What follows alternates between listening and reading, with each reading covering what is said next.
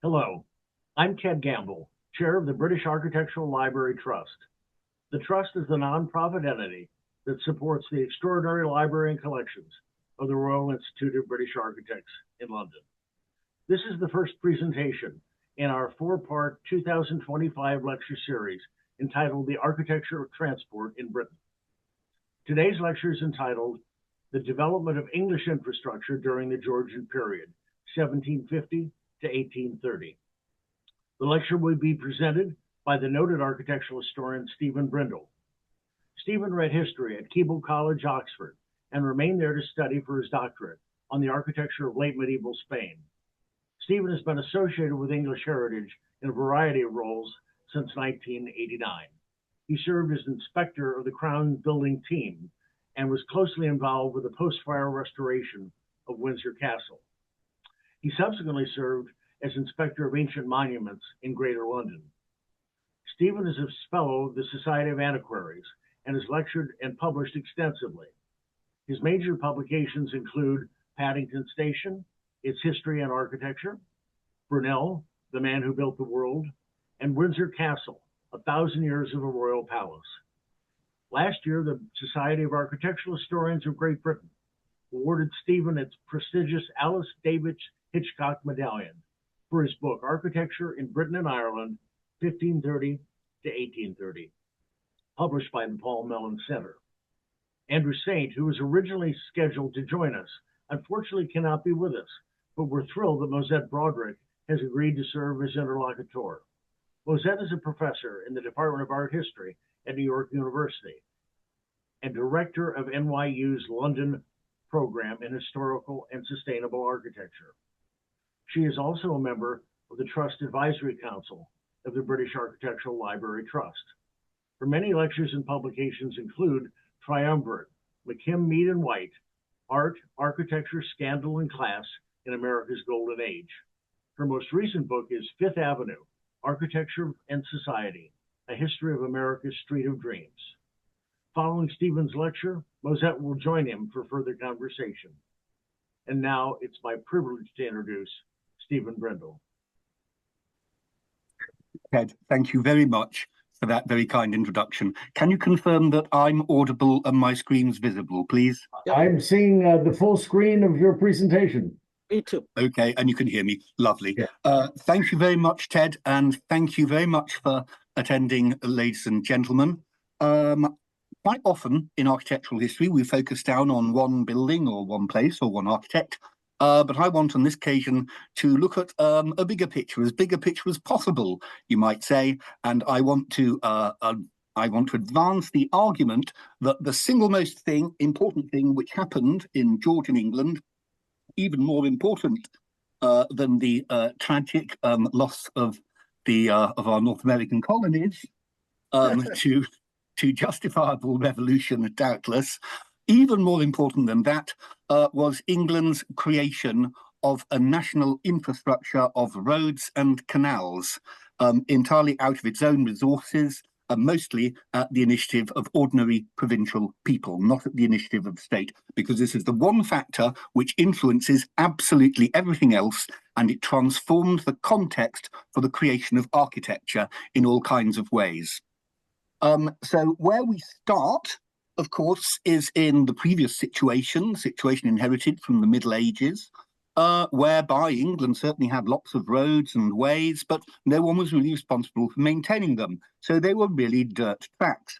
And although there was plenty of inland travel going on, it was generally speaking at a slow walking pace. And the roads turned seas of mud in winter, and they were churned up by wheeled vehicles, but more particularly by the hooves of herds of cows and sheep. And travel was slow and arduous and difficult. Mind you, having said that, people certainly travelled around like Chaucer's Canterbury Pilgrims in medieval England, and they built bridges, hundreds and hundreds and hundreds of them, and we have about 300 of them still, even though a great many were rebuilt in the 18th and 19th centuries, as we'll see. But all over the country, we have surviving medieval bridges like these. These are cart bridges. And a cart bridge is defined by being usually about 10, 12 to 14 feet wide enough to take a wheeled vehicle, a cart. And where you see a medieval cart bridge, it testifies to the expectation that there would be wheeled traffic to use it. But in much of the country, the ways were simply too poor to support wheeled traffic, and we know that bulk goods had to go by pack horse instead. And these are 18th century views. And what these tell us, as we'll see, is that well into the 18th century, in much of England and Wales and Scotland and Ireland, goods transport was by pack horse because the roads simply wouldn't take heavy wheeled vehicles.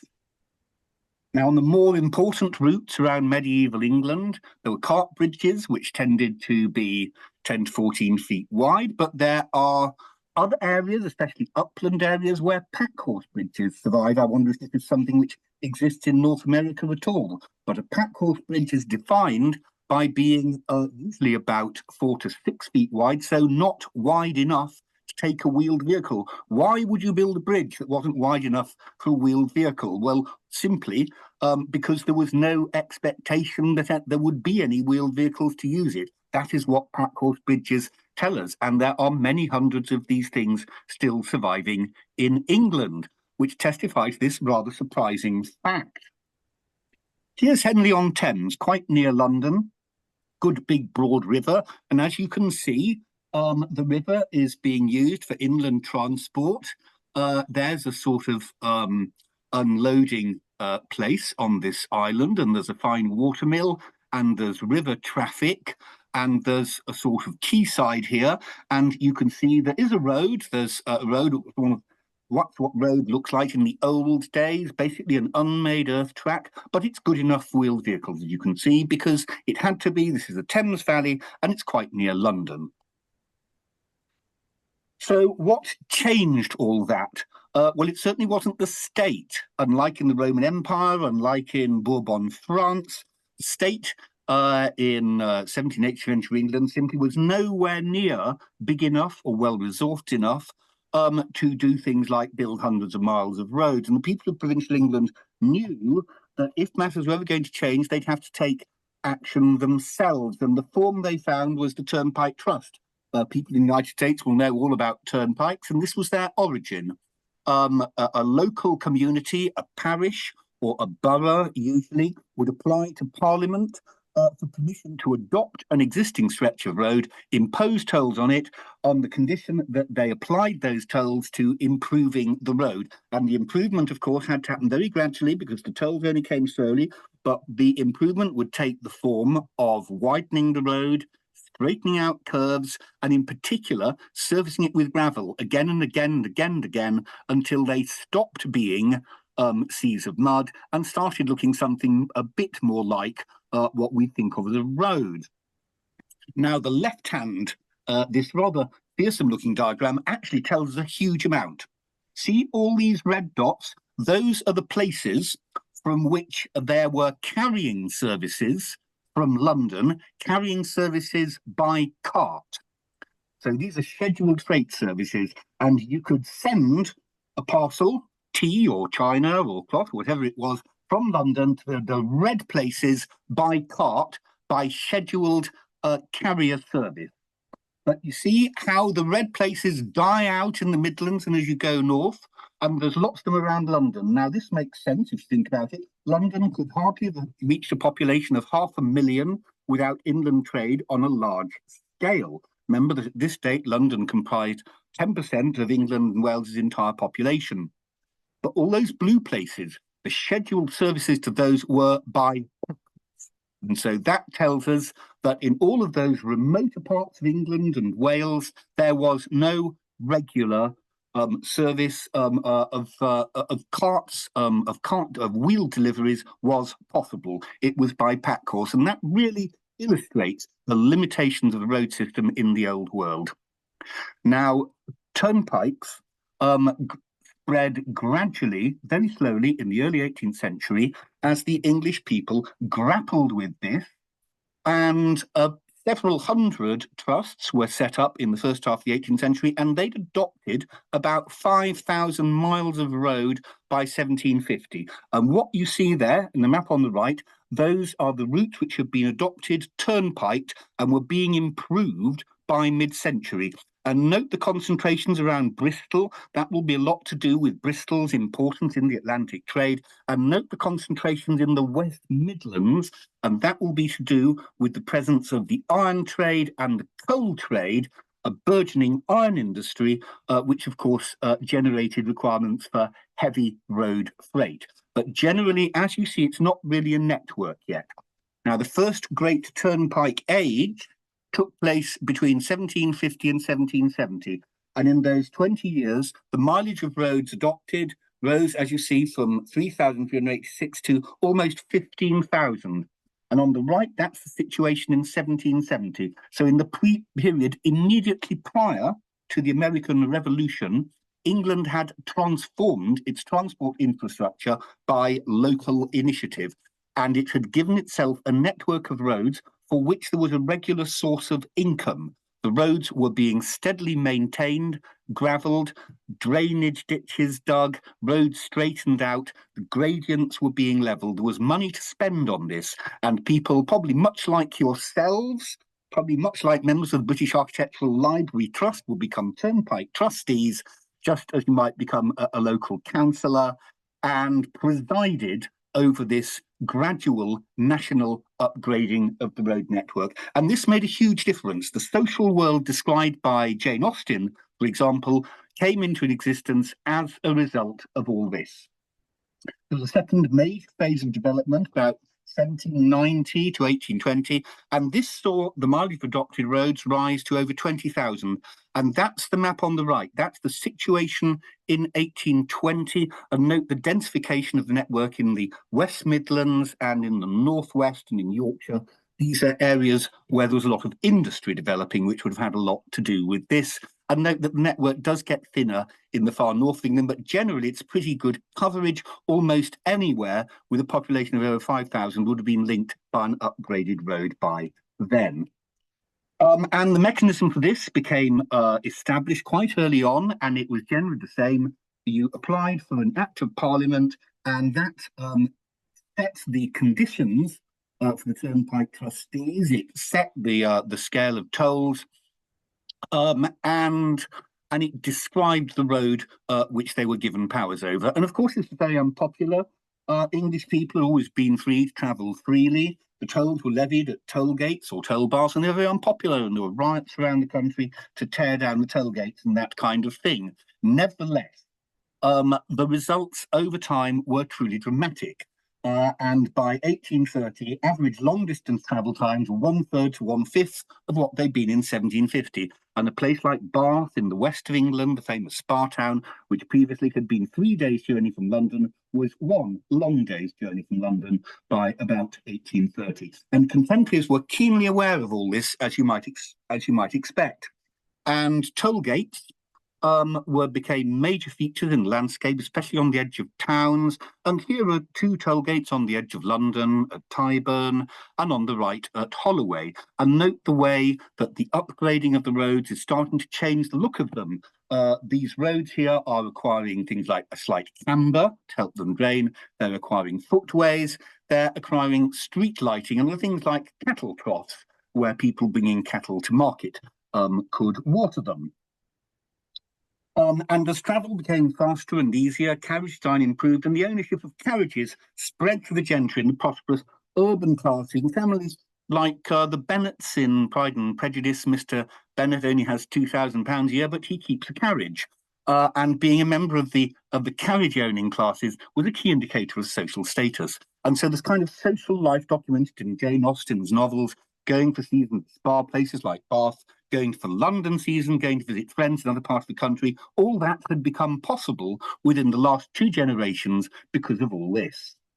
And for those who couldn't afford a carriage, mail coach services, again, something which will be well known to anyone in the United States, of increasing frequency and speed developed to all the main towns and cities in England. And this, of course, had dramatic consequences for the whole of English society. creating a single national market in durable goods and also making the transport of foodstuffs much easier. Now, as we've seen, there were lots and lots of bridges in England already. And one of the most startling facts that I found in the course of research for my big book was that virtually every place in England which had a major river bridge in 1750 already had one by 1250, 500 years previously. Yes, you heard that right. There was hardly any net addition to England's stock of bridges for 500 years. And that might sound bizarre until you reflect what had happened to the population. England's population peaked in the 14th century at probably about 7 or 8 million, and then it crashed after the Black Death to maybe about 2 million in the 15th century because half to three-quarters of the population died, and it only recovered from 2 million to 5 million over the next 2.5 centuries by about 1700. England's population is about 5 million in 1700, only 5.5 million by mid-century. And so the fact that we didn't have any more bridges in 1750 than we had in 1250 corresponds to the fact that the population in 1750 was still smaller than it had been in the 13th and early 14th centuries. And one of the biggest consequences of all this was that the population, which had been growing very slowly for the last 200 or 300 years, suddenly started to accelerate. And it rose from about 5.5 million in 1750 to 9 million in 1800 to about 13 or 14 million in 1830. A greater rate than at any point in history. And this is almost certainly ultimately down to the improvement in transport and to improving speed of internal communications. There was a virtuous cycle of trade, investment, and prosperity in operation, which was freeing the population from the Malthusian trap of resources, of a population outgrowing resources. So one of the biggest things that the transport revolution did was to allow the population to start growing. Now, as we've seen, the medieval bridges that the English inherited from our sainted medieval ancestors were mostly pretty narrow. They were designed for medieval cart traffic, travelling at about 3 miles an hour, one cart at a time, so the bridges were generally only 10 to 12 feet wide. And this really wouldn't do in the new age, with speeds rising and volume of internal trade rising. So all of a sudden, relatively speaking, the English found themselves in need of lots of new bridges. There had been very, very little new bridge building in this country in the 16th and 17th centuries because there wasn't the trade or the population to justify it, and they'd inherited enough bridges for their needs. And so when Parliament decided they needed a new bridge at Westminster, they had to go to Switzerland to find someone up to the job of building it, an engineer called Charles Labelli, because there was literally no one in England with the skills or expertise to do such thing. And it was, as you see, stupendously expensive, built in a large tidal river. So here's Labelli's drawing showing the methods he was going to use in constructing it, and it cost 380,000, an almost unreal figure for the time, and a lot of that had been met by Parliament. But from mid-century, more bridges began to be built in large numbers, and English people, especially masons and surveyors, began to study the principles of bridge design, which were already really pretty well understood in France, where there was a whole corps of engineers dedicated to doing such things. And there were major projects which incorporated novel design ideas. Blackfriars Bridge, another big bridge in London, for example, was the competition for it was won by a man called Robert Milne, a Scotsman who'd been to Rome and who'd seen continental engineering practice, and he designed these superb semi-elliptical arches. And this extraordinary bridge on the right at Pontypridd in South Wales, a a bridge over a very violent river, the River Taff, where they had to build in a single span because the previous bridges had been swept away by floods. And a wonderful man called William Edwards obviously understood what bridge engineers call the principle of equilibration, and he designed this marvelous bridge in a single span. But these were atypical, and a more standard design approach developed thanks to a remarkable man who really is the father of the civil engineering profession, at any rate in Britain, called John Smeaton.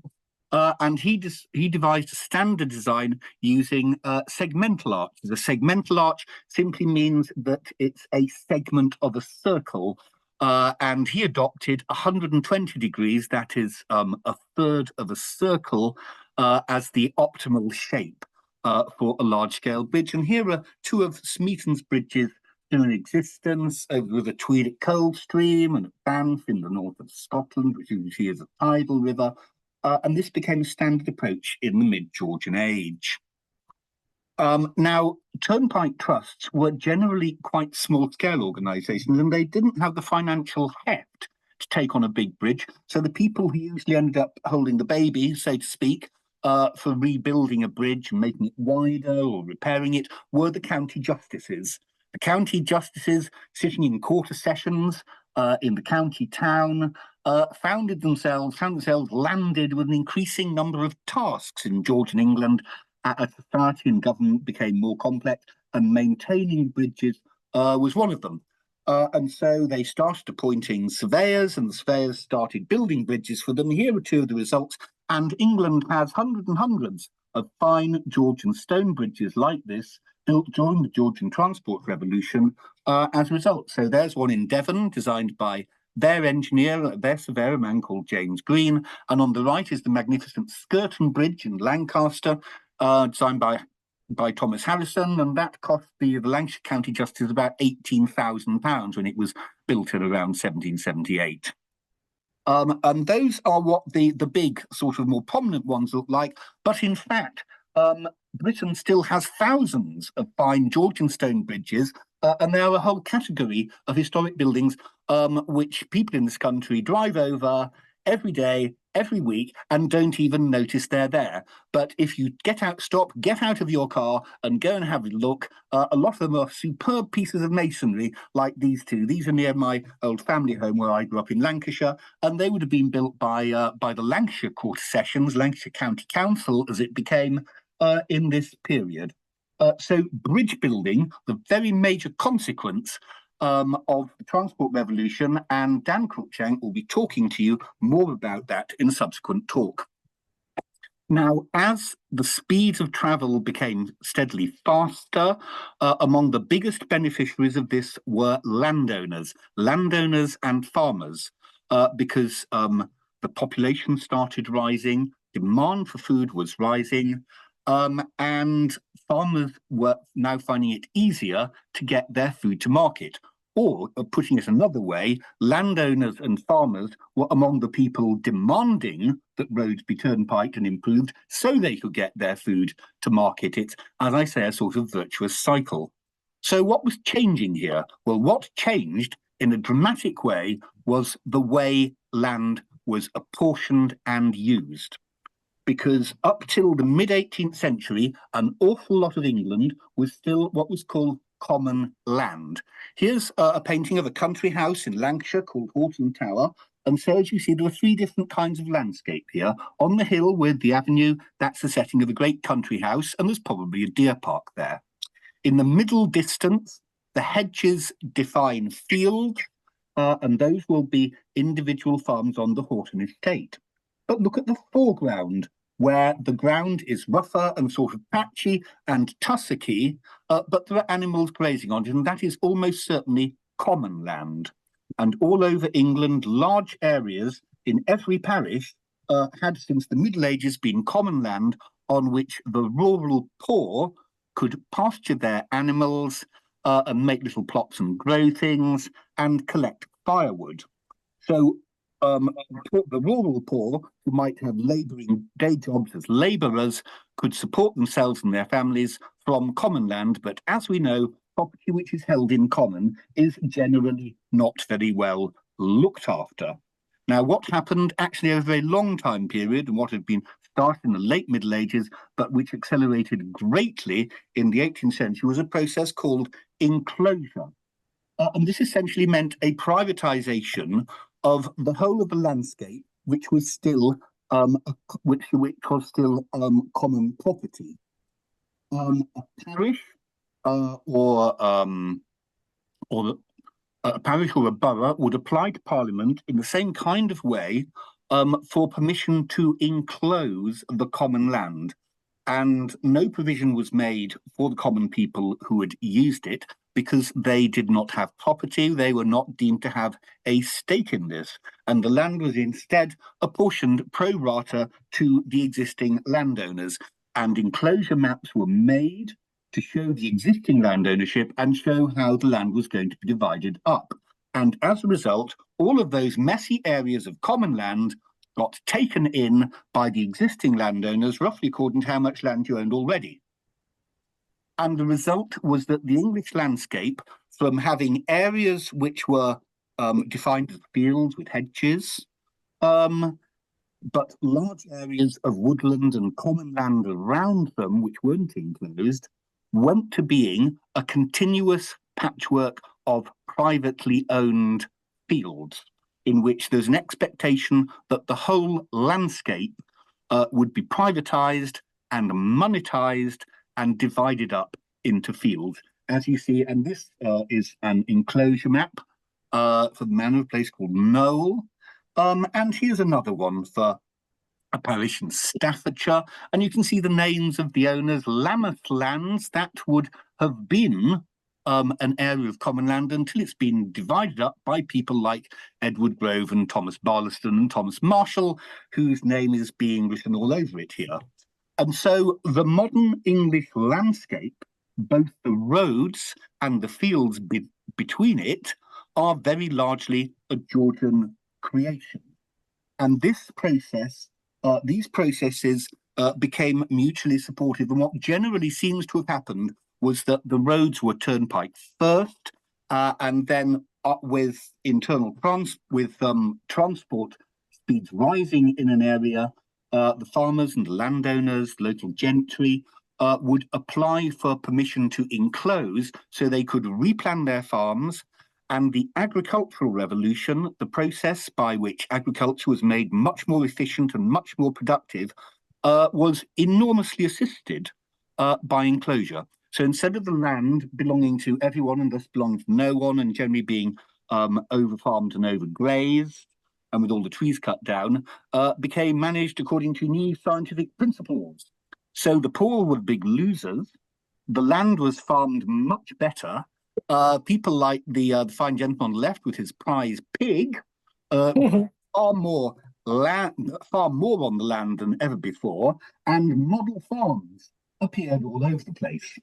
So for landowners like Lord Anson of Shugborough, big country house in Staffordshire, he would have been permitted to enclose lots of common land around his country house, and so he was enabled to make a huge model farm here of 1,000 acres, something he could have never done before enclosure.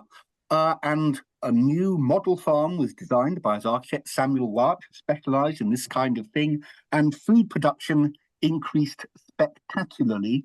And this was obviously a critical factor in that rise of population from about 5.5 million in mid-century to 9 million by the end of the century to 13 million in 1830, which we've noticed. All of these processes, the increasing speed of travel, the improved roads, enclosure of land, and agricultural improvement, more productive agriculture, were mutually were mutually supportive, were symbiotic. And of course, the great losers by all this were the rural poor, the people who had to labour on the roads, the people who found themselves forced off the common land, and who, as we'll see, were forced into the expanding towns and formed the unlucky first generation of industrial workers.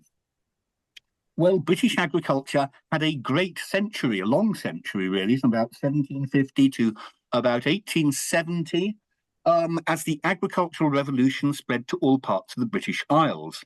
And one very visible result to this day was the building of farmhouses. Thousands and thousands and thousands of new farmhouses were built all over Georgian England. And now, although we think of Georgian architecture as being defined in terms of country houses and churches and pheasants and places like Bath and all that, I think probably the most numerous building type produced in the Georgian age is farmhouses. But when something is all around you, very often you don't really see it. So it takes an effort really to see all this. But when you look around the country, all around England, there are Georgian farmhouses, and they tend to have a very similar look to them. So here are some in Cumberland, some in Yorkshire, some in Cornwall, some in Kent. And as you see, a standard model is emerging. No one's made this the standard model, but it emerged as a sort of standard design for the kind of farmers who were doing well out of all this, whether they were tenant farmers on big estates, or whether they actually owned their own property. And so the most ubiquitous evidence of all this is the building of farmhouses, now highly desirable properties, of course, whether they're still farmhouses or not, all over the British Isles. And country houses were radically affected by this too. In the old world, great houses generally stood next to the highway or very close to it. This is Chatsworth in Derbyshire. So here's a highway, which was shut actually in the process of the agricultural revolution. The Duke of Devonshire wanted a landscape park, so he had this road rerouted, and he had this road rerouted, and instead of public roads, he had a private drive made, which is how you approach Chatsworth now. And so whereas in the old world, Chatsworth was effectively by the roadside, in the new world, landowners increasingly didn't want that. Here are two pictures of a famous country house called Catalysed in Derbyshire, which kind of illustrates all this. In the picture on the left, you see the house, and it was next to a village. There's the church, but they've already got rid of the village because they didn't like that. But the house still has its accompanying farm buildings and stable buildings next to it.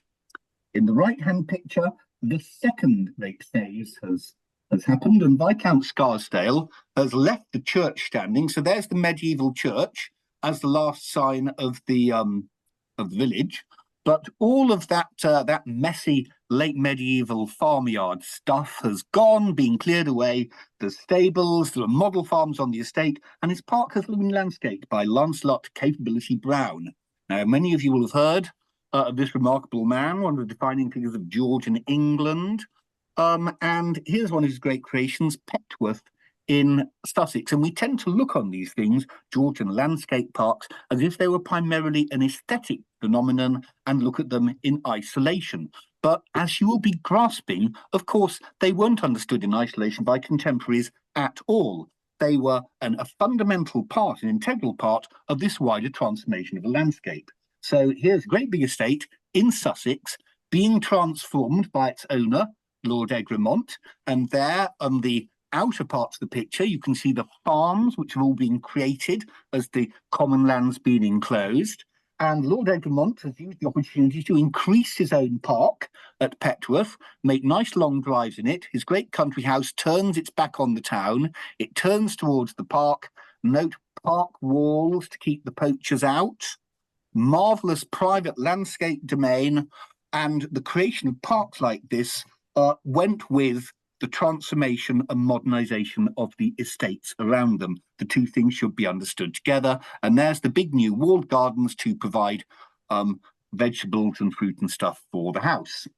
And parks were now being created surrounded by park walls to keep the public out. So instead of the highway running up to the front door of the house, Georgian country houses were now screened behind park walls, and country house lodges emerged as a characteristic building type. Again, there are something like 15,000 all over the country, the author of the recent book estimated. Here are two. There's one at Kedleston in Derbyshire, one at Sherborne in Gloucestershire, and the gates were normally kept shut.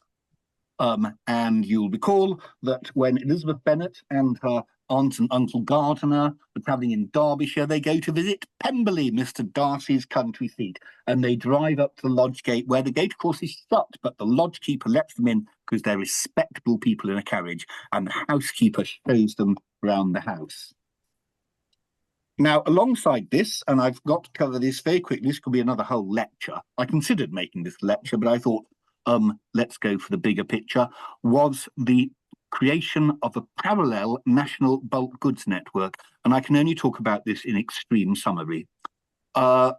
England was going over from using wood as the main source of heating, as the main fuel, to coal, a process which was happening in the 17th century.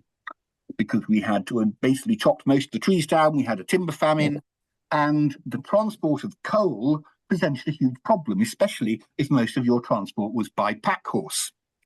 So in mid-Georgian England, well, they already knew that the easiest way to transport really heavy things is by water. And the inland waterways, rivers, had been made navigable really as far as was possible in the 17th and 18th centuries. And the English knew that if they could extend this with canals, that they could transport the coal and building materials and things much more readily. But the problem was the cost, because the government was never going to do this. And the first man to step up to the plate and pay for a whole canal was the third Duke of Bridgewater. And he built 2 canals because he was a coal owner to get his coal to market. Now, look, the Duke of Bridgewater was actually the only individual ever to do this, because the rise of the joint stock company provided an answer to this problem. Now, in this slightly challenging looking map, the blue lines, those are navigable rivers where weirs and things and locks have been put in, so you could sail a barge full of coal or stone or whatever up it.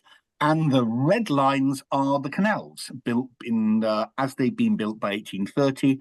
And as you see, the canals were planned to link the navigable rivers together. And an awful lot of stuff went by boats around the coast, by the coasting trade. And so the English, by founding canal companies, again by local initiative, with about half the demand for all of this being for the transport of coal, and the rest being transport of things like clay and farm products, crops and building materials and wood, provided themselves with a parallel bulk goods transport network. And this was significant in other ways because canals required a much heavier investment than roads. You could upgrade a road very gradually in annual stages, but a canal had a sort of all or nothing quality. You needed contractors, you needed huge amounts of earth moving, and this encouraged the formation of contracting companies to take on this work, which was very important development for architecture going forward. And it also was a major step in the development of the joint stock company to build and take on these things. Most of the architecture associated with canals is severely plain because these were really only seen by working people, by bargemen, but just occasionally where a canal crossed a major river, they thought there was a justification for some actual architecture. And this is the magnificent Lune aqueduct, which carries the Lancaster Canal over the River Lune there. So that's designed by the great engineer John Rennie. And so alongside its 20,000 miles of upgraded turnpike roads, England provided itself with a parallel bulk goods network of about 4,000 miles of canal. And these two things between them in all sorts of ways prefigured the railways, and these were the essential preconditions for the railways happening. This is the Leeds-Liverpool Canal. Canals took a long time to build because they were so arduous, and the Leeds-Liverpool Canal was built over about 30 years. But if you got about 20 miles of canal built, then you could start generating revenue, which would go towards building the rest. Now, again, this is another subject which could, on a future occasion, perhaps be the subject of a whole other lecture. But the other point I just need to touch on very briefly here is that the rise in population from 5.5 million mid-century to 9 million by the end, where did they all go? Well, the rural poor were being, a lot of them were being forced off the land by enclosure, and they ended up in towns. And previously, most English towns had populations of between 1,000 and 5,000, and there were only a handful with a population over 10,000. And so you can see these were not actually very big communities, and they tended to have a self-contained compact quality, like Shrewsbury and Birmingham, which you see here. And Shrewsbury, a county town, would have had a population of about 10,000 in the mid-18th century, and Birmingham would have had a population of about 5,000. And of course, Shrewsbury simply remained a nice old market town, whose population might have risen to about 10,000 by the end of the century, but Birmingham became a huge industrial megalopolis. Here's a nice example showing the dramatic growth of another town, Preston in Lancashire. And I chose these because in a really big place like Birmingham, the later map is so sprawlingly huge that you can't read it in any detail. But these two, I think, are rather more comprehensible. In 1774, the map on the left was made, and Preston, which had a population of 6,000, it was the headquarters of Lancashire County Society, but it hadn't grown beyond its medieval boundaries. There's the marketplace in the middle, and you would have 10 minutes walk in any direction would have taken you into open country. By 1844, the population had multiplied 9 times to 54,000, and Preston has acquired the sprawling shape of a modern town. Now, we often think of the Victorian age as the most transformative period in town history, but actually that's not true. It's the late Georgian age is when towns either doubled or trebled in population, or in some cases like Birmingham and Preston, population multiplied by 10 times. Here is, and the one which grew most, of course, was London, and here is a cartoon of 1829 showing this sort of assault by urban development on the open land and the haystacks fleeing from the terrifying torrent of bricks. So, in conclusion, the Georgian age was transformative for English society, for its population, for its economy, for its landscape. Roads and canals were at the heart of this transformation. It wasn't a change which had been mandated from the top, from the Crown or from Parliament. It had come up from underneath, much as such changes were to in the development of the United States. And this revolution had created whole new kinds of environment as the English landscape was developed. The ones which we're sort of aware of in a cultural way are the great landscape parks like Petworth, but we shouldn't understand these in isolation, because they're just what you might call cream, the icing on cake of a social transformation, a landscape transformation, which had transformed the whole conditions for the creation of architecture. There were new farms built, like the ones on the left. Old farms were upgraded. On the right, you can see a 17th century farmhouse with a probably late 18th century barn. New settlements appeared along the roadside to house the poor working class people who still lived there. So those are Georgian cottages along a road near Blackburn, where I grew up in Lancashire. And on the right is a Methodist chapel, religion for people, working people doing it for themselves, and with a farmhouse on the Horton estate. Roadside pubs, and you still see Georgian pubs along major roads all over the country. And here are two immediately recognisable by their architecture, and much commoner than pre-Georgian ones. Ribbon development along major routes out of town, something we're familiar with in Britain and the United States, as the town started to grow along the turnpike roads, because their populations were growing willy-nilly. Here, this is ribbon development outside Preston, a place called Walton-le-Dale, which is where one big turnpike meets another. And on the bottom, you can see a pub, is the stone building on the right, and ribbon development, and those will all be late 18th, early 19th century cottages.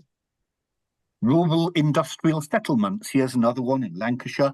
This was a corn mill, and of course, lots of corn mills were being built to grind the corn from the improved farms to feed the increasing population. So here is a Georgian industrial settlement next to a fast-flowing river with a water-powered corn mill, which was initially powered by a water wheel in here, and then went over to steam power. Actually, the mill chimney was built there. And those are the workers' cottages which were built around the same time, which would be about 1800, to house the workforce. And smart suburban developments around London and around a lot of large towns and cities.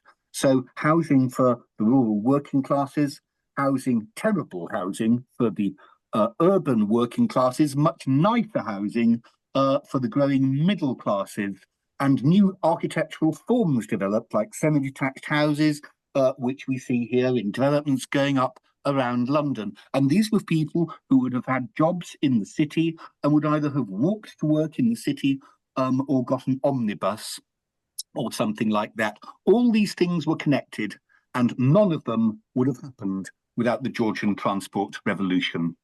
This was research, this talk was based on research I did for my new book, which was published a year ago by the Paul Mellon Centre. And thank you very much for listening. I hope that made something like sense, and I'll stop sharing now. David, it was fascinating as always. I know today that people do take these trips on canals. Why did the French start the canals faster than the British did? Why was it all because it was individual people, not the government, who were sponsoring the development of the highway? This is kind of a highway. One of the great themes in Anglo-French history are the cultural contrasts between our countries and the different way in which we did things. And the Ancien Régime in France is often thought of, as being the sort of ridiculous, irrational thing which couldn't get anything right. But actually, from the reign of Louis XIV onwards, the French state, the French crown, made strenuous efforts to develop France's economy, a corps of engineers, and they built enormous lengths of road. They were doing it partly for political reasons to support France's military power, and under Jacques Colbert, Louis XIV's first minister, promoted this amazing canal, the Canal du Midi, which was built by the state. But the problem was that Colbert was a fantastic first minister, but he wasn't really a businessman. And while he thought that in principle it would be a great idea to be able to sail from the Mediterranean to the Atlantic, he'd never, I think, really thought about whether the canal was in the right place to serve markets and functions within France, which actually it didn't. The English canals were all built in response to immediate need, and most of them made money, which I don't think the Canal du Midi ever did, although it's a tremendous achievement of engineering. So there, in one nutshell, is a contrast between the English and the French ways of doing things. Ours were always demand-led, and so it took much longer because these things are terrifyingly expensive. I mean, if you're Louis XIV, you can just say, "Yeah, do it, build it, just build it." Yeah, which we couldn't. So it took a lot longer to get going. But once it did, we built much more. That's true. I remember that back a few years ago, I think people took trips. You could still, as a tourist, take a trip on the French canals. I think you can't. Yeah, they're lovely. They're lovely, which you can't do, I think, in England. You can, love. Yeah. British waterways. They depend on leisure traffic now. It's what they're all about now. Well, that's wonderful. Yeah, barge holiday is very popular. If you don't mind the very, very, very slow pace and the going through lock thing. I remember going through the locks in the 1960s, I think, in London when you still could. It's really fun. Yeah, it is really fun. The other thought I had is how do the railroads mimic the locks or mimic canals? Because in comes railroads first, I think, and you guys do it first, and mimic the canal routes. Do they? Because they're not carrying coal in the early days, are they? Yeah. Now, canals were built to link the navigable rivers. So that was one raison d'etre. Right. Another was that you had to keep them very, very level and only go up and down hills because the whole lock thing, they're very time consuming and expensive. Right. And so the traffic goes very, very slowly so they can wind around the landscape and follow the contours because the traffic's going to go at 3 miles an hour. Geez. Now, so railways were planned according to very different principles, but the railways absolutely grew out of this fertile provincial soil. because Georgian England had given itself a road network, a canal network, Right. competitive mail coach services, competitive bulk goods services over the canals. And in the process, it had developed surveying and engineering professions, the engineering skills. It had developed contracting companies big enough to take on really big civil engineering jobs. It had developed the joint stock company as a means of funding something the size of a canal. It had developed legal frameworks for both turnpike roads and canals, the legal framework whereby people could, if necessary, take land by compulsory purchase as the last resort, and legal authorization for what were in effect monopolies over local transport. So all of that was really essential for the idea of the railway company to be born. And alongside this, the technical ancestors of railways were horse-drawn tramways. Right. Mostly in coal mines and quarries and ironworks. If you wanted to move very, very heavy goods, the Georgians had long known that if you put the things in a wooden wagon on flanged wheels, which run on rails, it reduces the friction. And your poor old horse can pull 10 tons much more easily than in a kind of farm wagony thing. So they'd been building these horse-drawn tramways for 100 years. And once they'd realised that you could replace a horse with steam locomotive, that happened in the late 1760s, then people started to think to put ideas together. But the railways absolutely grew out of this deep background, and they could not have come into existence without it, because all of those pieces, railways weren't just a single invention. They represented a very complex jigsaw, and England was the only place where all the necessary pieces of the jigsaw existed. For the first railways, the Stockton and Darlington in 1825 and Liverpool and Manchester Railway in 1830. So yes, they absolutely grew out of this. The railways were the ultimate creation of Georgian culture. Amazing to think of it. And they had those cars that were rather like big. Well, they're a lot like your pack horse containers, the sides of the horse, and those were the original passenger cars in the early days. I think people, the first railway, the Stockton and Darlington, was really a coal tramway with added steam locomotives. And then the Liverpool-Manchester Railway, which was begun in 1824, opened in 1830, that was the first which was to be planned for regular services only, all locomotive drawn, between Manchester and Liverpool. But I think people had realised that the potential was so huge that by the time it opened, that there were lots of other major, much longer railways being in active planning. But that happened in the 1820s and 30s were really the critical decades when all of these previous ideas came together. Good. Stephen, tell us about the farmhouses while you're at it. Why do they have 3-window facades there? The standard form, I don't know, Mosette. It's not as if there were like pattern books. This is how to build your farmhouse. Exactly. Yeah. The pattern book up to the mid-18th century were all for much smarter buildings. And this just seems to emerge in the same way that the terrace house, the row house emerges as a kind of standard optimal design. In the 16th and 17th centuries, farmhouses would have been timber framed because that was the quickest, cheapest way of doing them. And then we have the timber famine. There isn't enough oak to do it.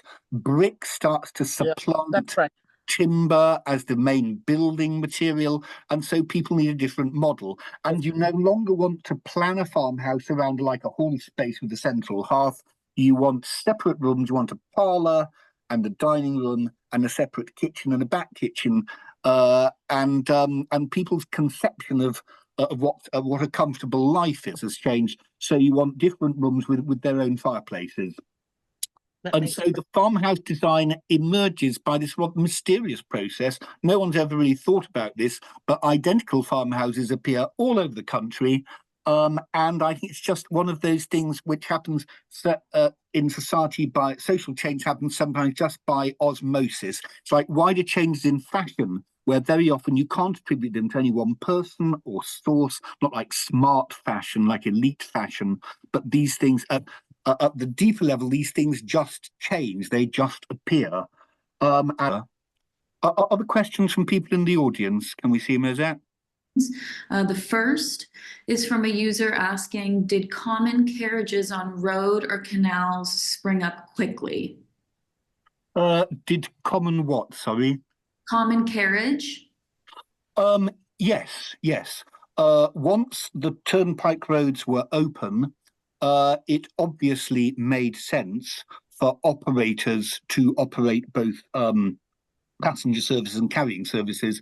You might remember early in the talk, I showed someone had made that wonderful showing scheduled freight services out of London. So there were services provided by what were called carriers. If you wanted to send a bale of cloth from London to York, you would get a carrier and they would get it to York from London in about 3 days in 1700. By 1800, it would be about 1.5 days. So there were carrying services and they updated themselves. And in the United States, famous things like the Wells Fargo wagons are the descendants of carrier services, both passenger services and goods services. I think of the song The Wells Fargo Wagon from The Music Man. There would have been equivalents in every English town in the late 18th century of ladies equally awaiting deliveries of haberdashery and fabrics, and men awaiting deliveries of whatever, of frock coats and things, and new spectacles. So yes, carrying services were a very important part of demand, and mail coach services, the coaches which took the Royal Mail, were another very important demand for the people who couldn't afford to run a carriage themselves. The question is, were the canals dug manually? Was there ever an opportunity for an impetus to widen and deepen the canals, or were those improvements superseded by the railroads? Yes, the canals were all dug by hand, by labourers called navigators, or navvies for short. They're often thought of as being Irish, but that's something which really happened more in railway building in the 19th century. And in the 18th century, the appalling grinding manual labour of breaking stones for the roads, digging ditches, improving the roads, and then digging the 4,000 miles of canals was undertaken by labourers. And the contracting companies would sort of set up tent encampments of labourers who'd be there for months at a time as the canal gradually worked its way along. Now, canals don't have to be all that deep. They're generally no more than about 6 feet deep, 7 feet deep. They don't need to be, because barges, there's not going to be any significant current. They're going to go very slowly. They're going to be pulled by horses. They're going to go about 3 or 4 miles an hour, and the barges have a very shallow draft. So the canals didn't really need to be deepened necessarily, though often they needed to be dredged. They needed a supply of water. There were occasions where better locks were put in, but generally once you'd opened a canal, it pretty much remained the same.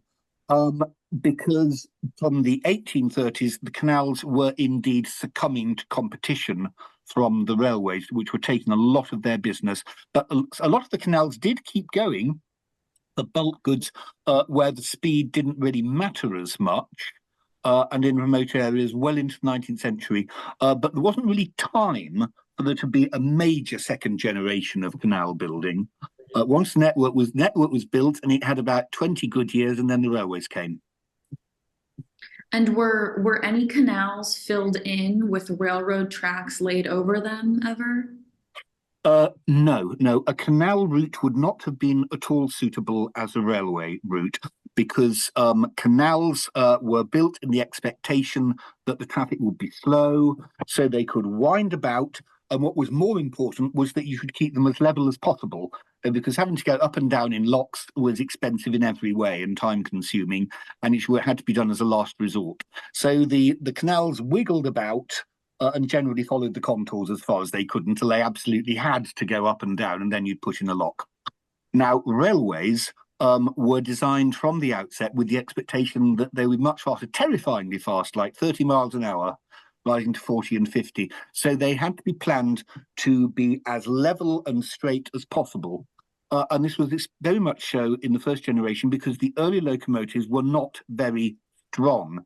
And in that first generation, a gradient of 1 in 100 would have counted as a very steep gradient on a railway.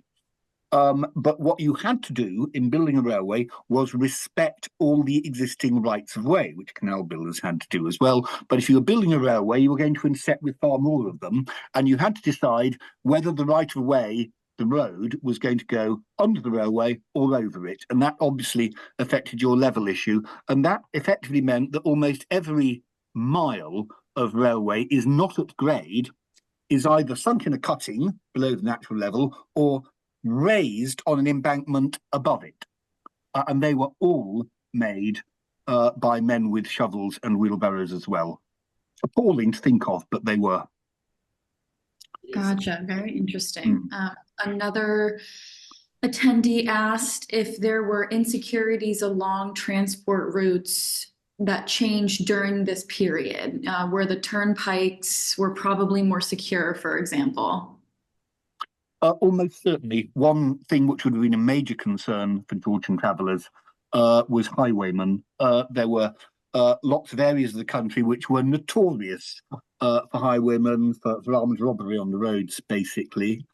And one of the effects of turnpiking was that roads would have got straighter, and like blind corners and areas where people might lurk would have been straightened out.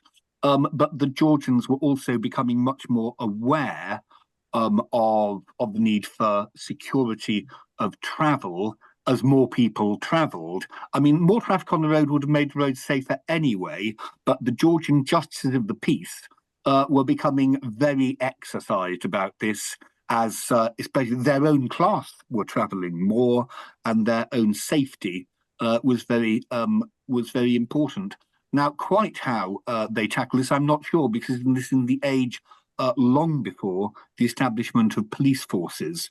But the great age of highwaymen, of highway robbery, had certainly ended sometime in the late 18th century. I don't quite know how they policed the roads. One answer is that coachmen and your footmen riding on your carriage would have been armed, commonly. My godfather, my Uncle Bill, used to own a magnificent thing called the Exeter Mailcoach blunderbuss, which was something like this long, and which the coachman or the footman of the Exeter Mailcoach would have a blunderbuss with which to shoot a highwayman. So I thought an eloquent object in its way. I'd like to thank Stephen and Muzette for a truly outstanding program.